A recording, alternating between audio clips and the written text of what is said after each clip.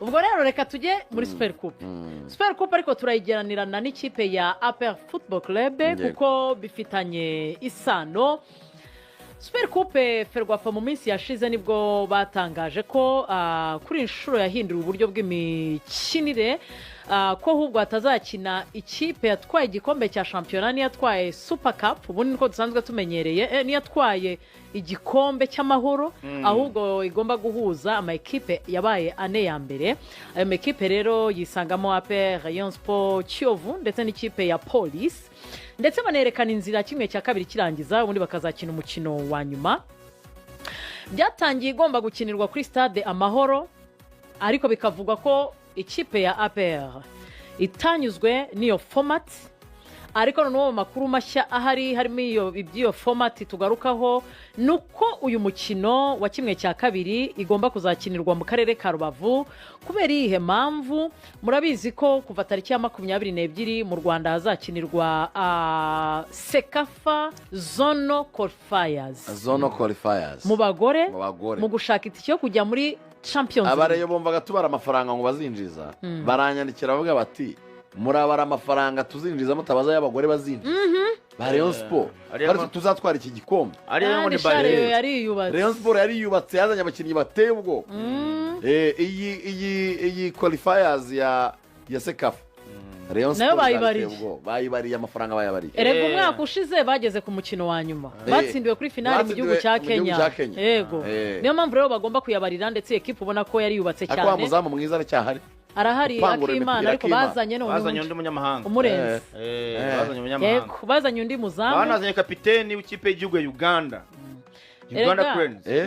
Ubwo ntabwo ari Queens Uganda Queens urumva Rayoni bazanye kapiteni wabo. Rayoni kuva igeze ku mukino wa nyuma umwaka ushize batanabitekereza babonye ko bishoboka noneho kuzabona ikisohokera iyi zone ya Sekafa.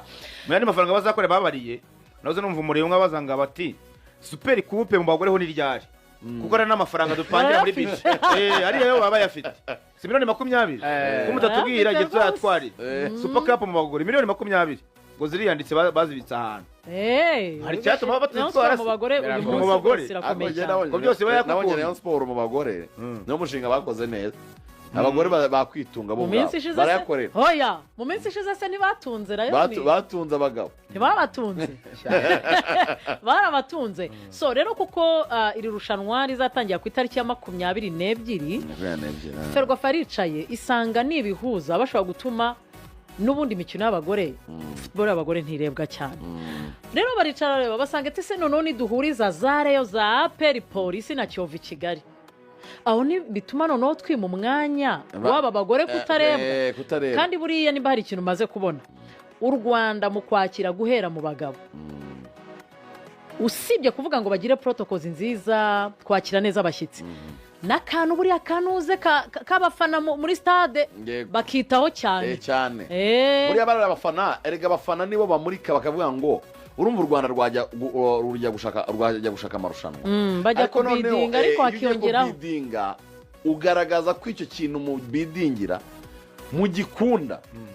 Nukuvuga ngo ntabwo wavuga ngo ngenda shaka umupira kandi mu gihugu cyawe nta bakunzi b'umupira bahari. Nukuvuga ngo ugomba kuzana stade ikaba yakubise yuzuye abantu baririmba baserebra huriya nka Sekafa ifashe video za Rayon Sport zo kuri match ya finale n'amademi finale ukuntu stade ya Kigali yari yuzuye no hejuru utabona nabo ukajya mu mahoro akuzura watereka n'agacupa k'amazi amahoro akuzura. Iriya video nari ya highlight nibyo bazatera bakajyana mu baterankunga bakavuga ati do ahantu imikino yacu yabereye reba abantu baba bahari uko bangana. Ni nako bigenda kuvuga ngo ikipe z'abagore kugira ngo zirebwe nuko nta kindi amakipe y'abagabo yatuma abantu bajya guhuga wa mugani yaba atari bukine hagategurwa imikino y'abagore imbaraga zikoreshwa muri campaigns no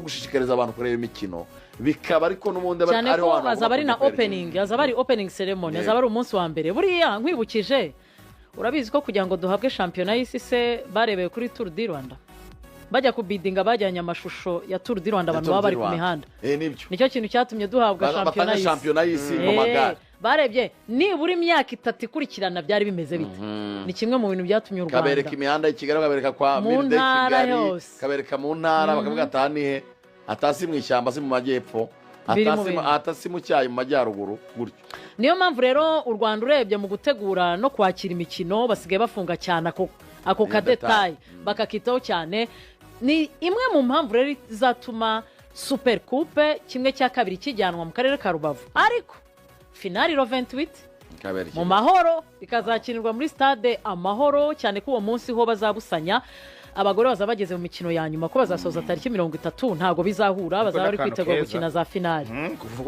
uretse no ko binahuriranye ariko no gufata demi finali ukayijyana i Rubavu turabizi ko hari finali igeze kubera i Rubavu urumva bazimya amatara yagenze neza abafana bari benshi hari n'imikino tumaze iminsi tubona ibera i Rubavu irimo aya makipe ya APR na kuyajyana yombi ubwo rero kujyanayo kimwe cya kabiri wenda APR na Kiyovu polisi na Reyo n'ubundi ntekereza ko nta kibazo kirimo n'abanyarubavu bakareba iyo mikino n'abanyakigali akaba ari umwanya mwiza kugira Rubavu kugeza ubu turi muri sama Ferwafa ngo ntirandikira amakipe bafite makano kavuga bateze hani hari mizi zahita zitujugunya akarere n'ikimenyimenyi reka duhere kuri Taleb Coach Taleb ku munsi w'ejo reka tubanze dushime igitekerezo mbere na mbere cyo kujyana mu karere ka Rubavu urashaka kubatera icyotezo demi finale federation murimo urabitekereza neza cyane niyo sekava y'abagore yabidahari ubundi mwagakwiye kubitekereza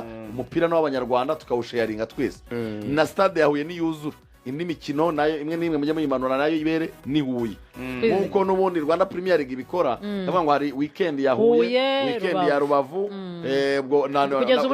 ubwo tuzagira na weekend ya East kuko Ngoma na Sunrise zazamutse nabo bashobora gukora weekend ya East Etoile de l'Est na Sunrise zikakira APR na Reyo consecutively abantu bakajya mu burasirazuba gutyo ni ikintu cyiza cyane kandi numva ni sport and entertainment no kujyana abantu bajya kwishima no kurelaxa ntacyo bitwaye ushimye Ferwafa rero wisunshima ahantu nyine hari ukuntu nsigaye ngira amahirwe nka hafi kwako n'uburi nk'inyuma y'urugi ariko ukagira nk'amakuru umenya gake kuri Ferwafa shaka nkubwire Ferwafa y'uyu munsi hari ibintu byabo biri ku murongo pe byo gushimirwa buriya GS Boni 99% n'umwe mu bantu bagize uruhare rwo kugira ngo Olivier Karekezi tumubone muri tombora Karekezi yarabivuze yarabitwemereye rwose yarabyemeye yarabivuze buriya ngo Boni yateguye profile y'umuntu witwa Olivier Karekezi aradoda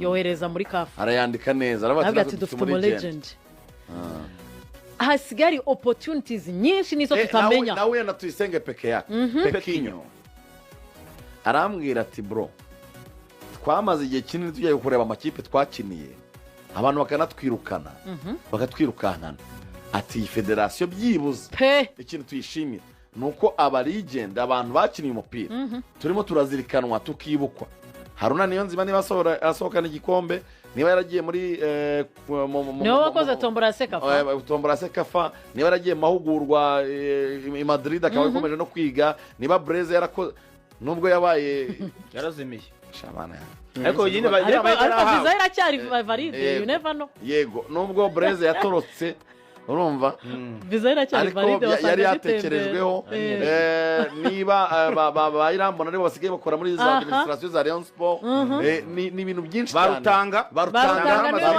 cyane harimo mu bintu bya development z'abana so abarigenda bakavuga ngo najye Jemvu wakiniraga rero na mukura baramusuye muri ya DTS muri TDS bande baramusura so nukuvuga ngo aba legend nibo abantu baba baratumye abantu bakunda umupira nibo baratanze ibyishimo kubemvovinga ni indabo federation hari n'ibindi byinshi tutamenya reka tujya kuri Taleb ku munsi w'ejo bakinye umukino wa gicuti mu karere ka Rubavu batsinda ikipe ya Etincelle ibitego 2-1 ariko Taleb hari ingingo ebyiri yagarutseho tugiye kuganira muri iki kiganiro Moi, je cherche 5 matchs avant le Champions League. Donc cette semaine, turimo gushakisha imikino 5 ya gicuti mbere yuko dukina Champions League. Iki cyumweru twihaye gukina n'amakipe hano imbere mu gihugu.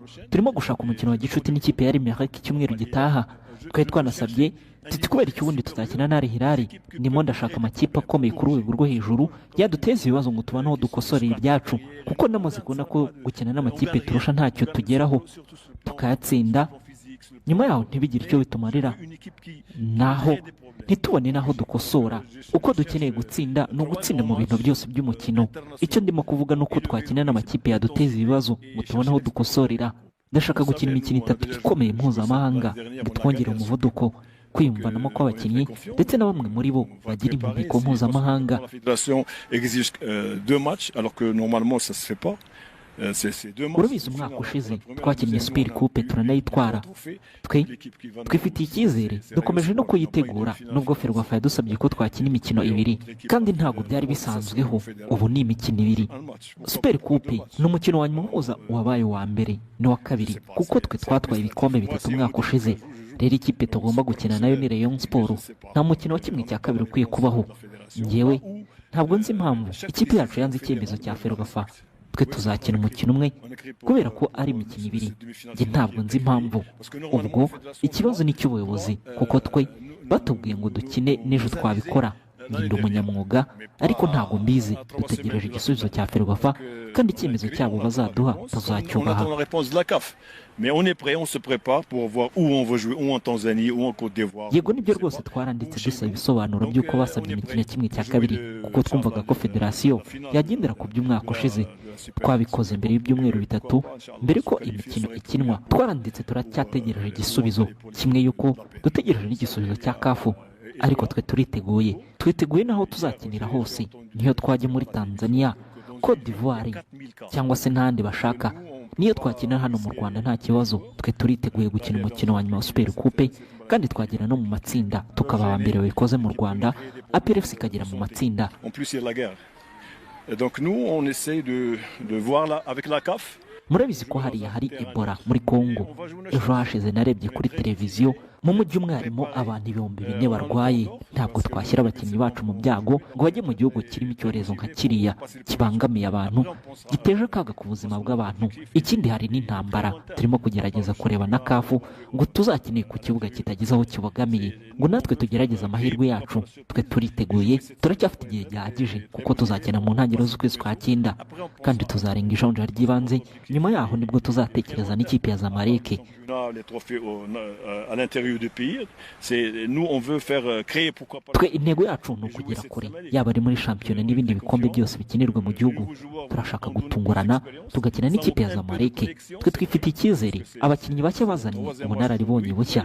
Ikibura rwose nuko bahuza, kandi uko niko kuri. Uyu mukino wa gicuti wari wa 3 twari dukinnye, gusa imbere ni heza. C'est leur 3e match aujourd'hui, mais l'avenir est prometteur. uwo ni umutoza w'ikipe ya APR Football Club Taleb ku munsi w'ejo kwizigira agarutse kuri byinshi. Akomoza ku ikipe ya Aigle du Congo bazahurira mu ijonjora rya mbere rya CAF Champions League. Iyi Aigle du Congo ku munsi w'ejo yanakinaga umukino n'ikipe ya Young Africans yari hamaze iminsi mu gihugu cya Tanzania bari muri Yanga Day. Bayitsinda ibitego 2 ku gitego kimwe. Kandi Yanga yakibanje. Ikibanje aba bakongomani bayatatse. Barafite n'umukino kiri muri Yanga. Uyu musore yitwa Ikanga Lombo. Ni umusore ukinira ikipe ya Aigle du Congo ariko wakiniye Yanga. Kuko nabonye na nyuma match irangiye abanyamakuru baje kumwegera bamubaza mu Giswahili, ariko ari irata cyane bakongomani bari irata. Usko bamubaje mu Giswahili urumva ubundi bakongomani Giswahili babacyumva. Ariko uretse n'icyo yanabaye muri Tanzania muri Yanga yabaye. Buriya banamuhisemo kuko bazwaza kuborohera muri communication. Akajya avuga ati ngiye ibintu kuko ntabwo ndi kubyumva. Biba ngombwa bazana umusemuzi. Bakajya bamubaza ikibazo mu Giswahili, umusemuzi akimushyira mu iringara agasubiza mu iringara, umusemuzi akavuga ibyo avuze. Bakongera bakakimubaza neza avuga ati ubu n'ukwirata n'ubwemezi bukomeye cyane. Ikanga Lombo ubwo n'umukinnyi wa Aigle du Congo, ariko hari igihe baba batakiza. Yarabayeyo yarabakinnye yakinye muri Yanga nyine yabaye muri Tizi hari bari umukinwa none se uziko abantu baza Kinshasa batazi Swahili erega igiswahili kizwe hano muri Sud na Nord wenda vuga nese umukinnyi yabaye mu gihugu imyaka 2 bakinye muri Tanzania usanga ururimi kabisa utaruganira ariko kurwumva yaragumva kuvuga amagambo yose wenda twikomereze ariko twikomereze twavuga kuntu yega Kongo batsinze Yanga ubwo nyine no gutangira kuyireba ikipe itsinze Yanga yego no mukino w'ishuti birakomeye none se waba champion wa Kongo woroshye ntago waba woroshye impamvu twari tunabikomojeho ni ukubera Taleb ku munsi w'ejo yavuze ko yatangaje ko ikipe ya APR batiteguye gushyira mu kaga abakinnyi babo ndetse anashimangira ko kwizigira ikipe yamaze kwandikira CAF iyimenyesha ko babashakira ahandi bazakinira iyi mikino yombi niyo bari kuri terenetre ariko ntibajye gushyira abakinnyi babo mu kaga ko aravuga ati arabari gupfa kubera Ebola umutekano n'ibindi byose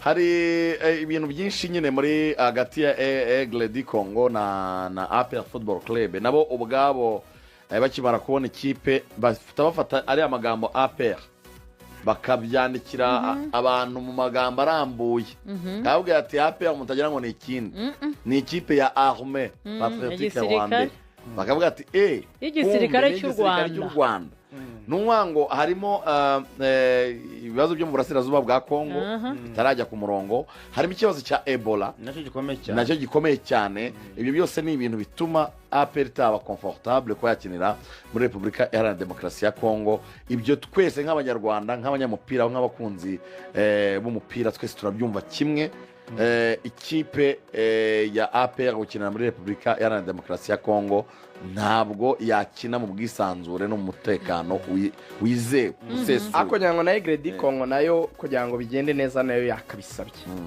kuko nayo nekereza yuko iyo wenda barabizi ko mu Rwanda nta wabafata nabi nta na Ebola twe dufite wenda yo kuvuga ngo hari ikibazo bakwikanga cy'indwara wenda niyo ibyo bya menace barabizi ko hano nta byahaba cyane ko n'abakinnyi bahakinnye b'abakongomani ntaho hagira ibibazo wenda niyo mpamvu nabo batateye iyo ntambwe ariko barahari baba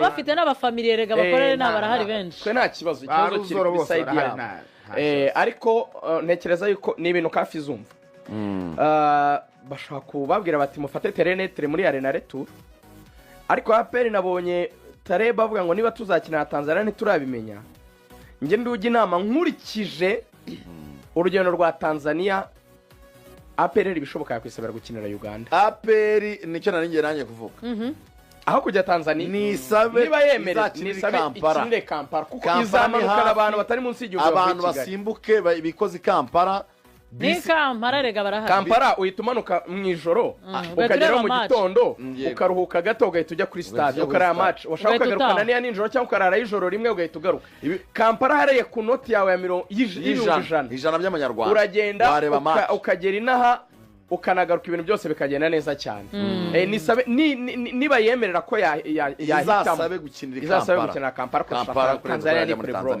Tanzania ni kure kujyayo biragora twara iminsi ngahe cyese bakiniye nka Mwanza niwe ugenda ukagera ariko n'abatangaza hajya bose bose baba bari Kampala na Mirembe Kampala noneho hariyo n'abavandimwe benshi cyane bakorerayo n'abanyarwanda bariyo benshi indi ngingo rero Taleb yagarutseho ni yuko bandikiye Ferwafa batemera uburyo bwa format bw'uburyo bw'imikinire bashyizeho bwa Super Coupe ese ku ruhande rwa Ferwafa bwana Shema Fabrice bite Ferwafa na APR ku bijyanye na Super Coupe APR ni ikipe nkuru nafe tuzi twese ibyo bavuga twe Ferwafa nabo tugendera muri social media bihuha ariko banyiri ubwite nabyo baravuga so uko ibintu bimeze Super Coupe irahari match ya Champions League ya CAF nayo izaba mu gihe kiri imbere turacyafite igihe turacyafite hafi kwezi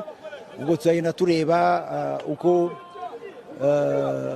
imyiteguro ndetse n'uburyo bagomba kwakirwa bizaba bihari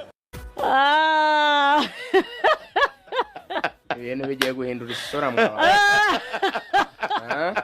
Panza dusoze na Taleb ariko dusoze na Taleb tubone kujya mu miriro sobanura ikesi iyi kesi ariko mwakayigiyemo dushoje Taleb none turi kwa tarebu ni kwa tarebu bifitanye isano tarebu we ejo yavuze ko bamaze kwandikira bamaze kwandikira federasiyo yego so duhita dushyiramo ijwi rya perezida wa ferwafa avuga ko batarabona ibaruwa ariko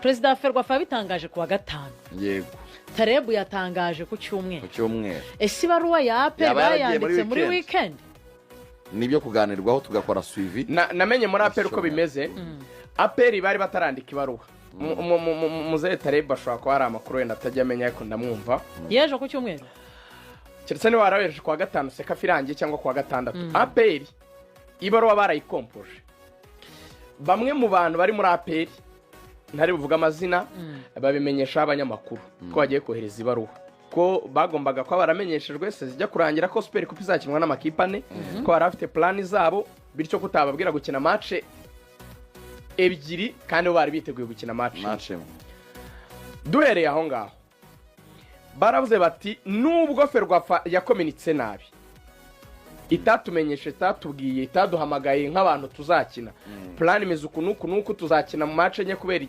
niyo wenda bari kuba barakererwa ariko mbere yo kubikora akanza bakabatumaho bakaganira ntabyo